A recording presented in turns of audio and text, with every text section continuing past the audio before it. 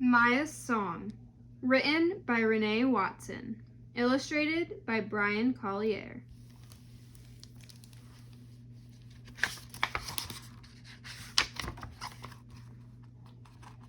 April 4th, 1928. Margaret Annie Johnson was born on an ordinary day, a St. Louis Wednesday caught between winter and spring. Her papa, Bailey, loved her so. Her mother, Vivian, loved her too. Her brother, Bailey Jr., loved her most. He called her Maya. "She's Maya's sister, Maya new best friend, Maya favorite person in the whole wide world." A black girl born in a world that didn't love black girls, born in a nation divided. White folks over here, colored folks over there. A black girl born crying, like all babies do. "Hush now," Maya's mother whispered. "Shh," Papa said. But her brother, he didn't mind the noise at all. Bailey let Maya cry as long as she needed. He thought maybe his baby sister was trying to tell him something. Figured a baby girl crying so much, so loud, must have something to say. Too grand for his own skin. A proud man, an educated man. Maya's papa spoke French and served in the Navy. Some of the white folks wanted Bailey Sr. to shrink himself till his confidence was as tiny as dust. They wanted him to look down at the ground when saying hello, but instead he looked them in the eye, held his hand out to shake theirs. Folks round town said Bailey Sr. was too grand for his own skin. Black men who didn't know how to stay in their place sometimes got spit on, sometimes got beat, sometimes disappeared, never to return to the people who loved them most. So Maya's papa moved the family to California, where he worked as a doorman and got paid to shake hands and look white guests in the eye. Papa told Maya, "We are a people of dignity. Don't ever hold your head down." In California, Maya's papa could be grand, tall as the towering palm trees. No way in the world they could make this grand man small. No way in the world he'd fight overseas for his country, only to come back home and not be free. One-way ticket. Maya was 3 years old when her mother and papa's marriage ended. Maya and Bailey were sent to Arkansas on a train to live with their grandma. They wore tags on their arms, in case you get lost, their mother said. The train choo-chooed along, leaving behind California's always blue skies and no snow Christmases, leaving behind orange trees and lemon groves. As soon as the train pulled into Stamps, everything looked different, felt different. The yellow glow from the acid on the ponds, the way the air felt heavy and thick, the whites-only signs on the doors of stores above water fountains. Maya wasn't sure if she'd like it in Stamps. It didn't feel like home. But she kept her head up, just like Papa taught her. Miss Annie's store. Everyone called Maya's grandma Miss Annie. Maya called her Mama. Mama never spent a dime on anything but land. She owned property that white folks lived on, and she owned a general store too. No whites-only signs here. At Mama's store, everyone was welcome. In the early mornings, just as the sun tickled the sky, before the store opened, Maya stood in the middle of the lie, washed wooden floors and inhaled, taking in the smell of oranges, onions, and kerosene oil. She looked around at the shelves, stocked with too many items to count. Cans of sardines, boxes of soda crackers, peanut patties, all kinds of candies, thread, and flower seeds. Everything neatly stacked and in its place. By the time the sun was in full bloom, the store was a chorus of noise. People going in and out, the ding-ding of the cash register. 5 cents for this, 10 cents for that. The store was more than a place for shopping. This was the heart of town, a place where Negroes came for food to eat and to feed their soul. On Saturdays, barbers sat up in the shade of the porch. The men told tall tales, trying to outdo each other. Who was the bravest? Who was the strongest? Troubadours moaned their songs and played cigar box guitars. Maybe living in Arkansas wasn't so bad. Maya saw what love looked like up here, up close. She was in awe of the kind of miracle her mama was, the daughter of former slaves, and now here she was, owning so much.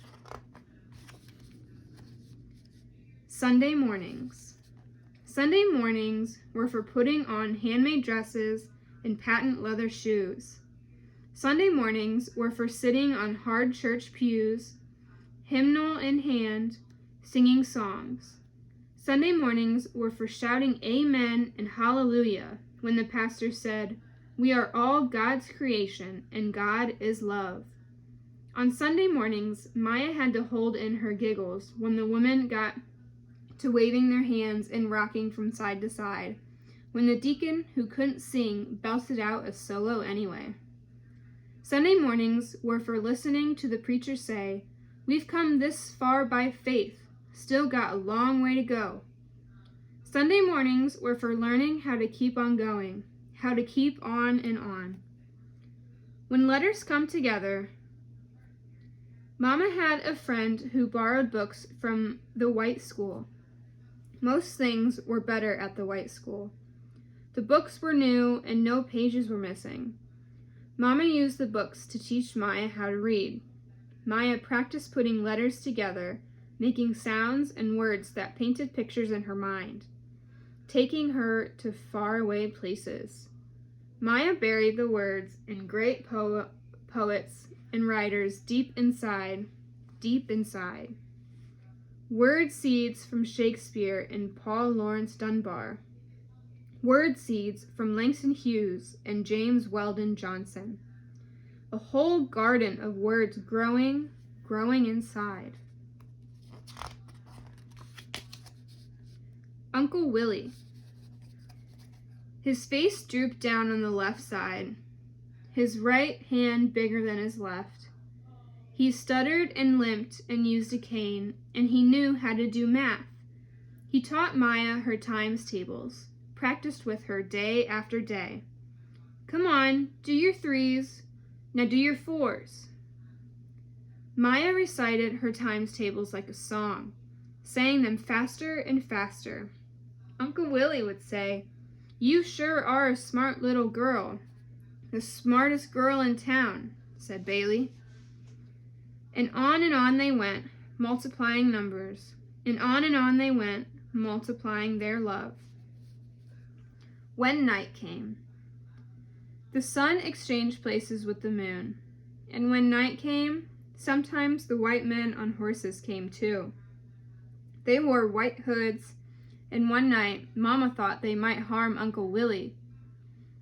Maya and Bailey hid Uncle Willis in a crate and piled potatoes and onions on top of him. When the Klansmen came looking for Uncle Willie, they couldn't find him. Maya was proud of their clever idea, but surely whatever meal they'd cook with those potatoes and onions would taste like sadness, like fear, after being soaked in Uncle Willie's tears. Caged in. Sometimes bad things happen. Sometimes darkness comes. Maya was 6 when she moved back to St. Louis to live with her mother.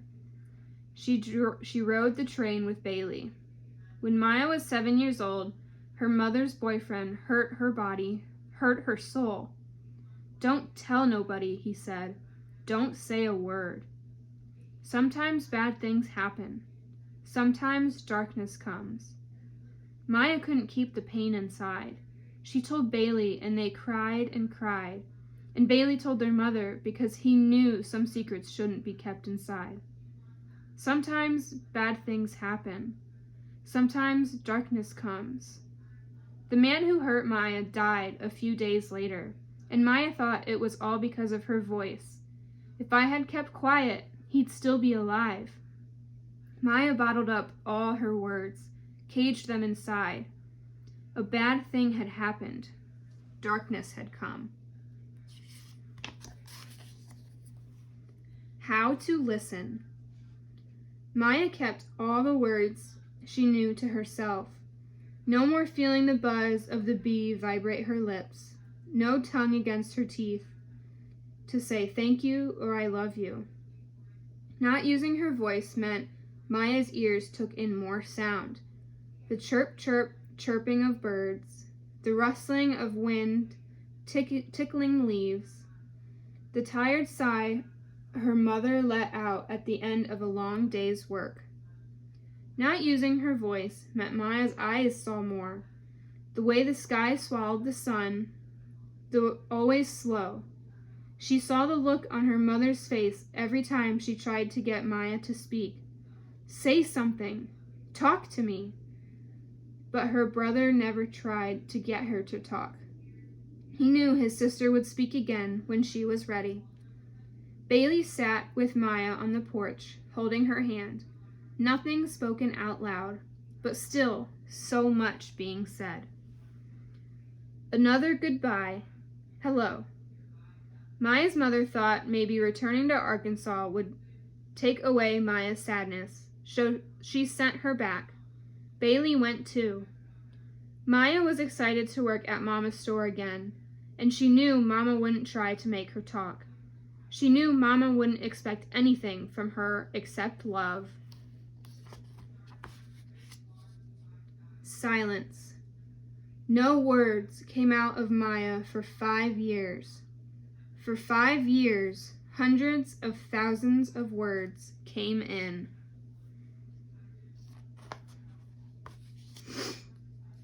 What Mama Annie said. While Mama brushed Maya's hair and oiled her scalp, she whispered in her ear, "Listen, child, I know there's nothing wrong with you.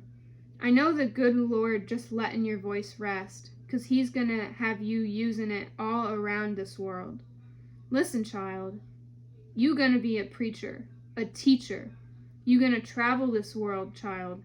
Yes, you are.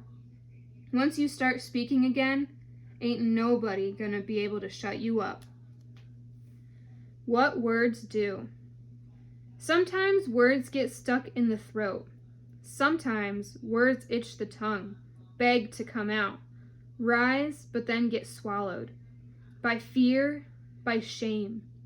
Sometimes words nest in the mind, swirl round and round, tangle themselves with emotions, with memories.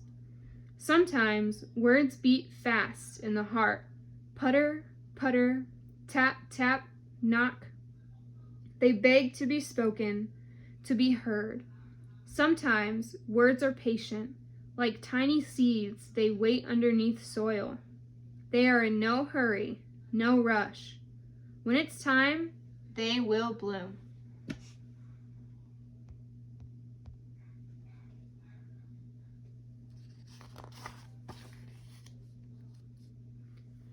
Poetry is meant to be spoken.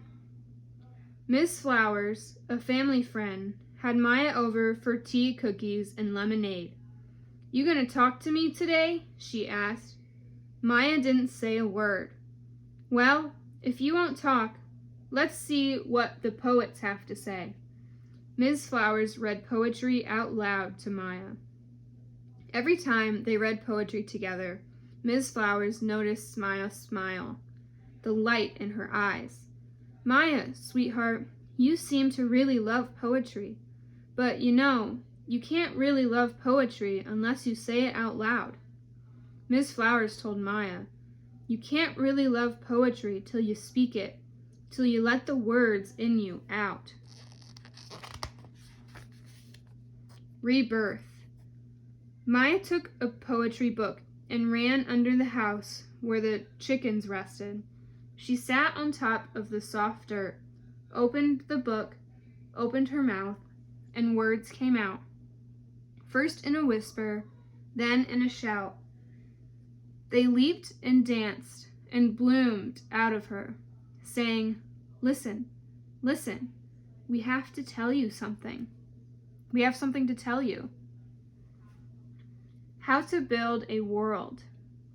Words poured out of Maya, and she felt revived. A whole world of words had been growing inside. She believed people became what they said, so she chose words carefully, planted powerful affirmations in her world. Words like forgive, like kind. Words like brave, like powerful, like phenomenal. Words like faith, like dream, like free. Unexpected blessings. Maya's world changed when she turned 16. In 1945, she had a son, Guy Bailey Johnson. Some folks around town shunned teenage mothers, but Maya's mother said, "Life is always a gift, no matter when it comes." So Maya raised her baby boy, sometimes worrying, "Do I have what it takes to be a mother?" She told herself over and over, "Believe in yourself. Trust you are enough." This is my story. This is my song. To earn a living and provide for her son, Maya wowed crowds with her singing and dancing at the Purple Onion nightclub in San Francisco. The audience knew jazz, but what was this new music Maya was singing? Have you heard of calypso? Listen to this Afro-Caribbean beat. Sing with me, sing with me. Maya brought Trinidad and Tobago to California in every song lyric, in every note. Her deep voice filled the room. When the drums tap, tap, tapped, Maya's bare feet moved across the stage. Have you heard of calypso? Listen to this Afro-Caribbean beat. Move with me, move with me. Maya traveled with an ensemble of performers. Sometimes they teased her because of her raspy, deep voice. Maya's voice wasn't always pitch perfect, but it was always just right. She refused to hold her head down and sang louder and louder. The little girl from St. Louis had taken her voice and her songs to 22 countries.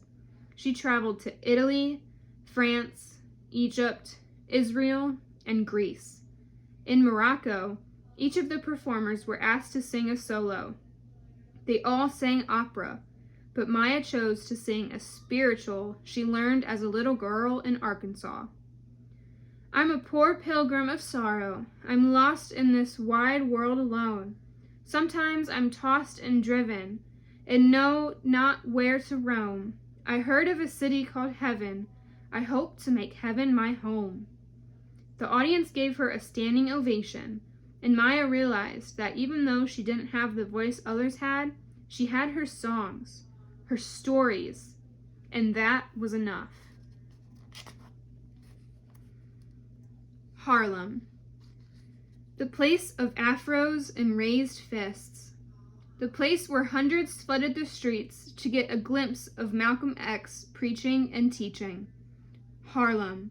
The place of amateur acts at the Apollo, jazz clubs, and dance halls. Harlem. Louis Mitchell, the National Memorial African Bookstore. John Killens and Harlem Writers Guild. Langston Hughes and his dreams. Harlem. A new home for Maya. The place where she learned the power of not only speaking words, but writing them down. Brother Jimmy, Brother Martin. Maya loved James Baldwin and Dr. Martin Luther King Jr. with a deep, deep love. They were more like sister and brothers than friends. Jimmy was light in the darkest of rooms. Martin was water in a parched desert. Maya and Jimmy wrote about their experiences living in America as a Black woman and man. They were known all over the world, but when they were born home in Harlem, they were just two friends sitting at the kitchen table, talking, debating, and loving each other. Maya believed in Martin's vision. She organized a musical revue called Caribe for Freedom and donated all the money to the Southern Christian Leadership Conference to support Dr. King's dream. Their friendship was an anchor, kept them steady, kept them trusting that a change was going to come. Freedom was coming soon. 1962. Accra, Ghana, another place Maya called home. In Accra, home was making kenke with pepper sauce and fried fish. Home was becoming fluent in Fante. Home was teaching at the University of Ghana and penning articles and essays for local magazines. Home was learning from scholar W.E.B. Du Bois. Home was having friends over for elaborate dinners to talk about the happenings in Africa and North America. Home was making new friends and welcoming old ones. Home was preparing a feast for Malcolm X when he visited. Home was sitting with Malcolm and listening to his new vision, his plan to start the Organization of Afro-American Unity. Maya loved living in Ghana, but she wanted to be a part of Malcolm's movement.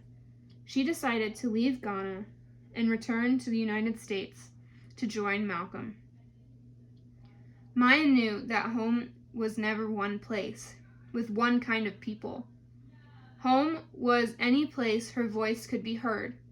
Home was any place there was love. February 21st, 1965. When Maya arrived in the States, she made plans to see Malcolm, but before she could, he was assassinated. Sometimes bad things happen. Sometimes darkness comes. Maya held on to Malcolm's words. Maya, you can communicate because you have plenty of soul, and you always keep your feet firmly rooted on the ground. Maya knew Malcolm believed in her, so she would keep on and on. Sometimes bad things happen. Sometimes darkness comes.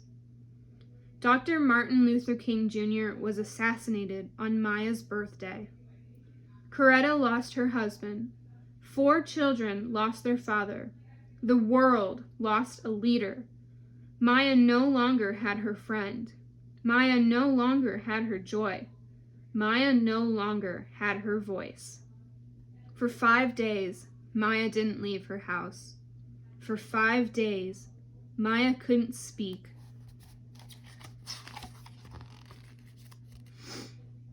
Rising. Jimmy refused to let Maya keep her words inside. He took her to a friend's house for dinner. After dinner, the guests gathered around Maya and listened to her tell stories about growing up in Arkansas. Every time one story ended, they asked for another. Maya's stories were so good, an editor, Bob Loomis, asked if he could publish them. The world needs to hear your story. No one can tell it like you. Maya started writing her story down. She titled her first book, I Know Why the Caged Bird Sings. She wrote about all of the joy and sad times. She wrote about all of the cities she called home. She wrote about her family and friends who were no longer alive to tell their own stories. She carried them with her every time her pen touched paper. She was writing her story and their stories too. Good morning. A cool, crisp day. the sun a light glow. Maya's words echoed across oceans, blasted out of radios and televisions, and hung over Washington, D.C.'s sky. Give birth again to the dream. Each new hour holds new chances for new beginnings. It was the inauguration of President Bill Clinton. He loved Maya's books and poems, and he asked her to write a special poem for the nation. Maya was the first woman and the first Black person to be given this honor. Nearly 30 million people listened to her poem on the pulse of morning. Maya's mama was right. Maya was a preacher, a teacher, a Black girl whose voice chased away darkness, ushered in light. Free Bird. Maya wrote her story in the form of autobiographies, poems, and songs. She performed in movies and plays and gave lectures in many countries. No holding her head down, no hiding, no more silence. She didn't have the pitch, perfect voice others had, but she had her songs, her stories, and she alone was enough. Here's a timeline of her life. The end.